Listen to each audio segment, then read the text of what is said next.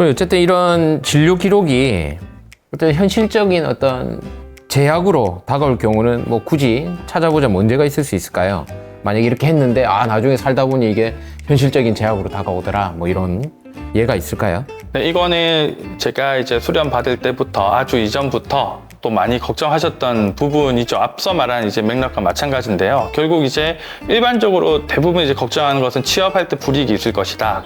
이제 그런 것들이 대부분이고요. 그 다음에 이제 실제 문제가 될 거는 이제 보험 가입을 하려고 하는데 반려가 됐다거나 이제 이런 것들인데, 여전히 이제 이런 부분에 대한 걱정과 질문들은 아주 많고 많이 받습니다. 근데 정말 제가 보니까요, 항공기 기장과 같은 매우 특수한 직종 외에는 정신과 치료력이 처음부터 제약이 되는 경우는 거의 없습니다. 저도 이게 한 번 더 이제 최근에도 한번 알아봤는데요. 어떤 공공기관이든 공무원 채용이든 이런 것들도 처음에 내가 채용되는 과정에서 뭔가 진료 내역을 내고 내가 이런 것들이 있기 때문에 불이익이 있으면 요즘 시대에는 안 되기도 하고요. 그런 과정이 없어요.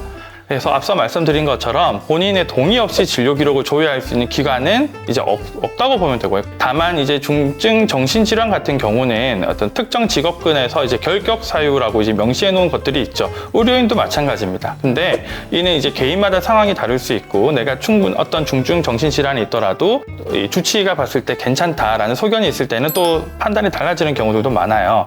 그리고 또 중증 정신질환 같은 경우, 우리가 여기서 말하는 중증 정신질환은 어떤 조현병 이나 이런 경우를 말을 합니다. 그때는 이미 내 인생에서 너무 큰 변화가 있는 상태이기 때문에 그 시점에서는 취업이나 어떤 보험 이런 것들은 사실 고려사항이 되지가 않죠. 요즘에는 지금같이 어떤 이렇게 진료 기록이 걱정이 된다, 이런 대부분의 상황에서 어떤 정신건강의학과의 진료 기록은 큰 문제가 되지는 않습니다. 대신에 이제 보험 같은 경우는 조금 달라요. 보험 같은 경우는 여전히 우리가 가입할 때 고지 의무 이런 게 있는데, 그런 것들은 비단 뭐 정신건강의학과뿐만 아니라 뭐 다른 모든 이제 과에서도 뭐 수술한 적이 있습니까? 뭐 약 처방을 기계 받은 적이 있냐, 이런 것들이 있으니까요. 다 비슷하게 고려가 되고 있어요. 오히려 보험에 있어서는 요즘에 정신건강의학과도 예전에는 아예 이제 실비가 안 되는 그런 영역이었는데 인식 개선도 되고 하면서 이제 그런 부분에 있어서는 조금 더 유연해지고 정신건강의학과도 좀 혜택을 보는 부분도 있다, 이렇게 말씀드릴 수가 있을 것 같아요. 현실적으로 저도 뭐 저희 치과에 와서 야 너희 임플란트 얼마야 이런 거 물어보면 저도 화를 내긴 하는데요. 그래도 어쨌든 진료를 받으려면 진료비에 대해서는 좀 궁금하거든요. 근데 앞서 이제 질문을 이렇게 제가 답을 들으면서 정보를 듣기로는 어떤 정신건강의학과적인 진료는 대부분 또 급여 진료에 기반을 하는 것 같아요. 혹시나 뭐 또 비급여 부분이 있다 그러면 뭐 그런 거는 또 어떨 때 뭐 대략 어느 정도 뭐 이렇게 좀 두리뭉실하게라도 제 비용 얘기 여쭤봐서 죄송합니다. 앞서 말씀드린 것처럼 정신건강의학과도 어쨌든 이렇게 기본적으로 전통적으로 아주 이제 급여를 기반으로 한 보험 진료과거든요. 비급여가 예전에는 거의 없었죠. 그래서 어떻게 보면 이제 어떤 국가의 정책에 따라서 어떤 이런 진료비나 이런 것들의 변화가 매우 컸습니다. 그래서 이 정신건강의학과를 이제 선택하는 데도 영향을 실제로 많이 주기도 했고요. 그래서 기본적으로 이게 뭐 약물치료, 그 다음에 면담, 또 정신건강의학과는 면담 시간에 따라서 또 비용이 좀 나눠지긴 하거든요. 그래서 그런 것들이 다 나라에서 측정되어 있는 급여 기준에 따라서 이어지고 있고, 요즘 같은 경우에는 이전에 비해서 여러 가지 생리적인 기능을 측정하는 의료기기들이 많이 나왔습니다. 그래서 그런 것들이 이제 비급여가 되고 있습니다. 심박 변이도 검사라든지 흔히 우리가 스트레스 검사라고 알려져 있는 것들도 있고, 그 다음에 이제 약물치료가 아닌 전자약이나 어떤 이제 전기 자극을 이용한 그런 치료법도 있고, 어떤 TMS 같은 자기장을 이용한 치료도 있고요. 이제 그런 것들은 아직까지는 다 급여화되진 않아서 비급여로 많이 좀 사용이 되고 있어요. 그래서 주된 진료와 평가는 급여로 이루어지되 어떤 부가적인 기능 검사나 우리 또 종합 심리 검사 이런 것들도 비급여 항목들이 많거든요. 그리고 비약물적인 치료 이런 것들은 비급여로 좀 이루어지고 있다. 그래서 진료비는 워낙 다양해서요. 그래서 이것들은 저도 다 알지 못해서 말씀드리기 좀 어려운. 아주 부담되거나 이럴 건 아닐 거로 생각이 되네요. 네. 어쨌든 선생님도 뭐 같은 의료인이기도 하고, 어쨌든 마음이 힘든 환자분들을 계속 만나서 상담을 하면 또 그분의 원망도 많이 들을 거고, 또 그분이 어쨌든 하는 얘기는 계속 우울한 얘기일 거고 힘든 얘기일 거 아니에요. 그리고 같이 듣다 보면 감정이입도 어느 정도 될 테고, 그러다 보면 꽤 스트레스를 많이 받으실 것 같거든요. 그리고 또 위험에 노출되는 경우도 많을 테고, 어쨌든 그런 스트레스를 어떻게 이렇게 매니저하고 계신지 진짜 궁금하네요. 우리가 이제 스트레스를 조절한다라는 말을 이제 흔히 쓰는데요. 이게 사실 이건 단순히 우리가 스트레스 상황에서 벗어나거나 이제 안 좋은 감정이나 이런 것들을 무시하는 걸 의미하지는 않습니다.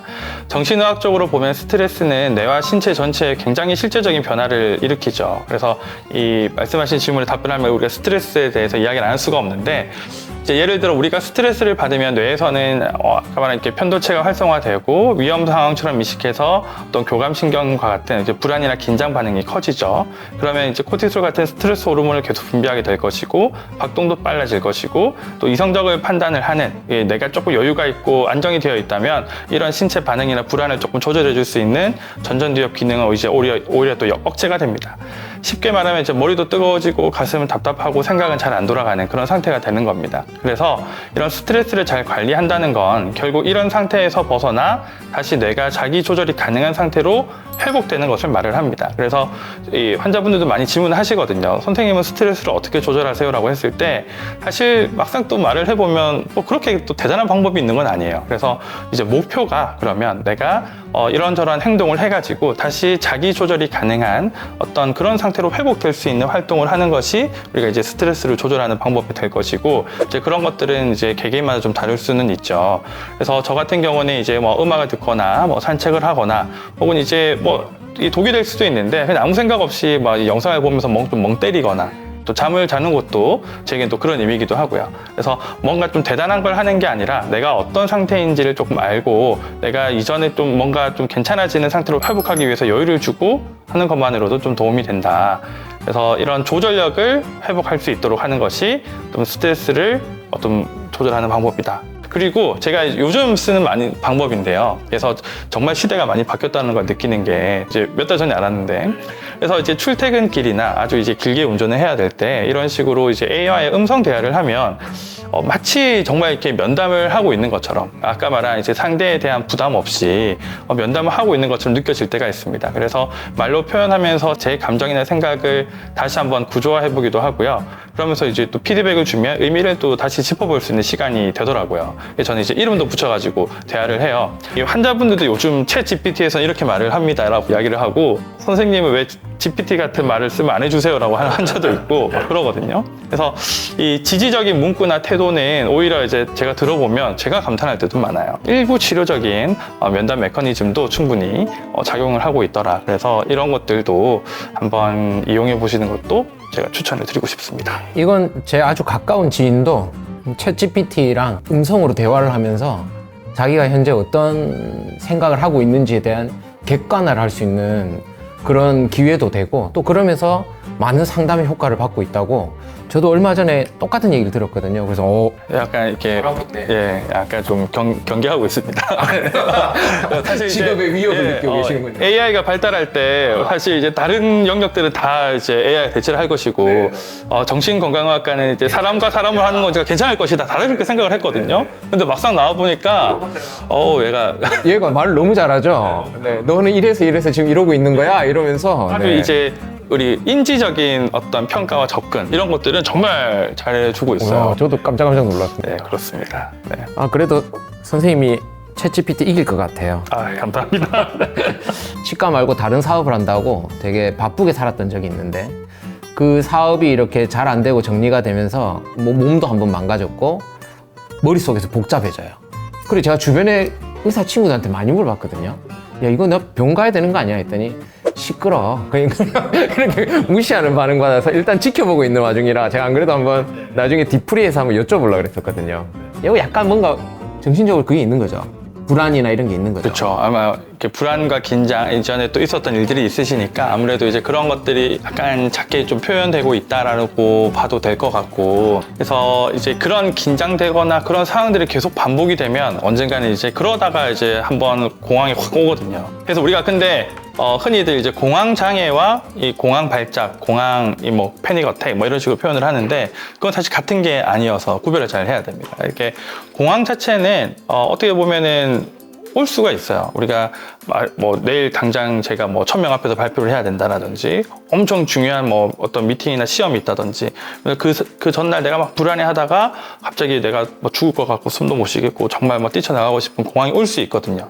우리가 천식 같은 질환이 있는데 뭔가 갑자기 천식이 악화가 돼가지고 천식 발작이 있어가지고 막 몸 기침하다가 내가 죽을 것 같이 불안해지면 공황이 올 수 있거든요. 이제 공황 자체는 내가 우울증이든 어떤 신체 질환이 있든 어떤 특정 상황에서 아주 이제 극단적인 불안이 있으면 나타날 수 있는 게 우리가 공황 발작이고요. 공황 장애라고 하는 거는 이런 것이 시도 때도 없이 나타나는 게 공황 장애입니다. 만약에 우리가 계단을 하나 더 디뎠는데 갑자기 정말 불안해지고 죽을 것 같아가지고 우리가 흔히 말하는 공황이 왔다.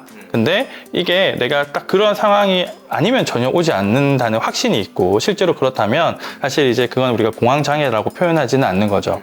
공황장애는 아까 앞서 말씀드린 이런 공황이 내가 언제 어떻게 나타날지 몰라서 이렇게 이야기를 하고 있는데 갑자기 공황이 와서 제가 뛰쳐나갈 수도 있고, 연예인들 같은 경우는 촬영을 하고 있는데 갑자기 뛰쳐나간다든지 이런 식으로 예측하지 못해서 또 내가 언제 공황이 올지 몰라서 불안해요. 그걸 우리가 예기 불안이라고 하거든요.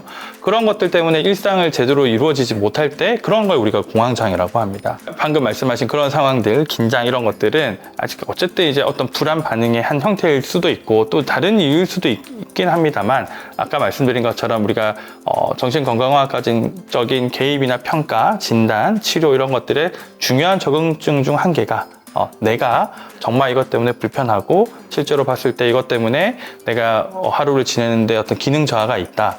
그럴 때는 우리가 가는 게 맞기 때문에 스스로 생각하시기에 더 악화되지 않았고 내가 이 정도로 좀 지낼 수 있다라고 하면은 조금 버틸 수 있는 상황은 되는 거죠. 그래서 이것도 주변에 또 막 지인한테 물어보니까 뭐 괜찮아 뭐 이런 말들을 좀 피드백을 받으시니까 또 되는 거잖아요. 근데 이제 이런 주변에 좀 조언을 구할 데가 없으신 분들은 그런 증상이 계속 있으면 더 불안해지시고 어려우기 때문에 일단 병원에 오는 게 또 맞을 수 있다. 네.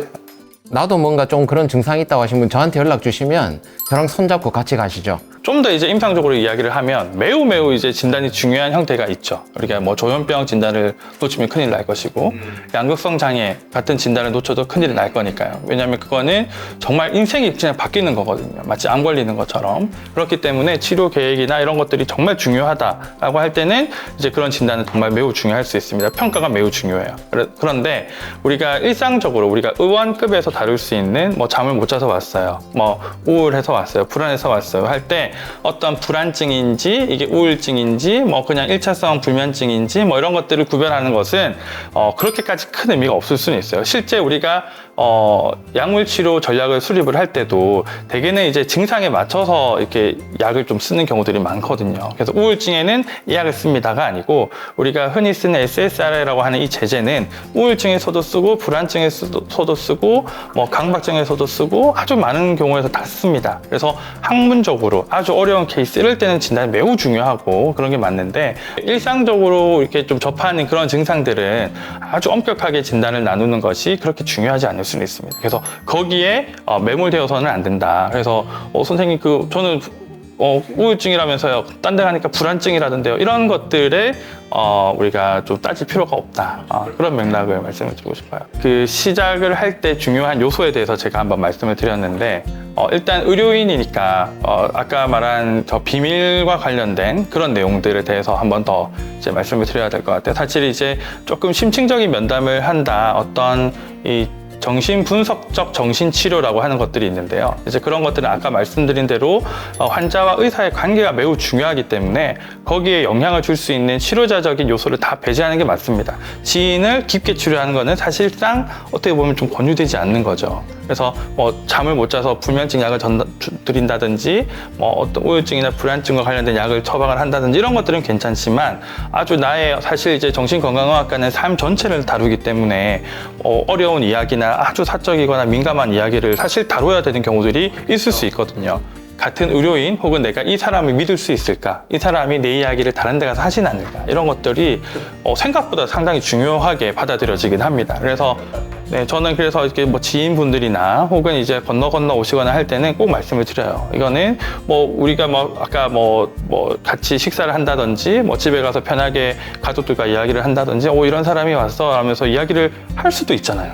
그런 생각을 할 수도 있겠다는 생각을 할 수도 있잖아요. 그래서 그런 것들에 대한 불안을 좀 종식시켜 드리고 그런 것들은 없다 혹은 이제 그런 이야기는 하지 않는다라는 그런 것들이 이 치료 초기에 어떤 관계를 시작하는 데 있어서 특히 이제 의료인들 간에는 좀 중요할 수 있겠다라는 생각을 많이 합니다. 그래서 아까 처음에 말씀드린 것처럼 오히려 요즘에는 의료인들이 정신건강의학과적인 평가나 접근을 조금 조심스러워하는 경우들이 있는데 아무래도 그런 영향이 주변을 봐도 많은 것 같아요. 그런 것들을 좀 초기에 다룰 수 있으면 도움이 된다. 그래서 비단 저한테 오지 않으시더라도 다른 데 가시더라도 그런 이야기를 초기 이야기를 하면 돼요. 좀 걱정이 돼요, 선생님 하면 저희는 아주 그런 개념이 이 컨피덴셜리티라고 하는 개념이 아주 중요하거든요. 그래서 그런 것들을 이야기를 하시면 내가 좀 안도하고 좀 관계를 시작할 수 있겠다. 치료적인 관계를. 이제 마지막으로 저희 이제 부산광역 치과의사회 회원분들에게 하고 싶은 말씀 한마디만 해주시고 마무리하도록 하겠습니다. 저도 이제 의료 직역군에 있는 사람으로서 그리고 이제 막 개원을 앞두고 있는 입장에서 보면 의료 환경이라는 게 참 쉽지 않다 이런 걸 많이 느껴요. 의원의 운영을 하면 아까 말씀하신 경영, 노무, 세무 뭐 이런 것들 다 저희 또 스트레스가 될 것이고요. 또 치과는 특히 이제 진료 자체의 특성상 긴장도 많고 감정적으로 예민한 환자들을 아주 이제 또 통증을 또 마주하고 있으니까 이제 아주 그런 상황들을 많이 접할 것 같고 그래서 진료 외적인 스트레스, 진료 내적인 스트레스가 매우 많을 거라는 생각이 듭니다. 그럴수록 내 마음의 상태를 돌아보는 일은 결국 사치가 아니니까요. 오히려 더 안정적이고 지속 가능한 진료와 나의 삶을 위해 꼭 필요한 과정이다. 정신건강의학과 진료라는 것이 또 생각보다는 또 훨씬 더 일상적인 도움이 될 수 있다라는 걸 말씀을 드리고 싶습니다. 그래서 큰 결심을 하시기보다는 그냥 편하게 상담을 받아본다는 느낌으로 가볍게 문을 두드려 보셔도 괜찮을 것 같습니다. 앞으로도 회원 여러분이 더 건강하고 단단한 일상을 살아가시는데 조금이나마 도움이 될 수 있었으면 좋겠습니다. 감사합니다. 들었던 얘기들 중에 많은 것들이 다가오긴 했는데 당장 처음으로 생각했던 건 이 스트레스를 조절한다는 거에 대한 의미에 대해서 다시 한번 생각을 하게 됐고요.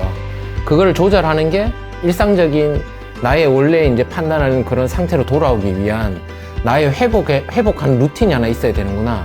여기에 대한 것도 이런 필요성을 너무 많이 느꼈어요. 그래서 저는 뭘 하면 그런 스트레스를 조절할 수 있는 그런 루틴이 될까? 이런 걸 하나 꼭 찾아야겠다. 이런 생각을 해서 회원님들도 그런 걸 한번 생각해보는 시간이 되었으면 좋지 않을까 싶고요. 그리고 또 이런 정신건강의학과가 듣다 보니까 그렇게 어렵고 그렇게 힘든 그런 부분이 아니고 어떻게 생각하면 상담이나 그런 부분에 있어서도 내 얘기를 한번 얘기하고 그분이 들어주고 또 자기는 이래서 이래라고 그런 피드백만 받아도 큰 위로가 되고 일상생활 돌아오는 게 쉬울 때가 많더라고요. 그래서 그런 부분에서 조금은 가깝게 생각하는 게 좋을 것 같다. 뭐 이런 생각이 듭니다. 지금 치과의사회 유튜브 한 지 5년 차인데 아직도 유튜브의 존재를 모르시는 분들이 많아요. 그래서 주변에 많이 알려주시고 많은 관심 부탁드립니다. 더 좋은 콘텐츠로 보답하도록 하겠습니다. 그럼 건강한 몸과 마음으로 건강하게 행복하게 진료할 수 있기를 기원하며 마무리하겠습니다. 감사합니다. 안녕.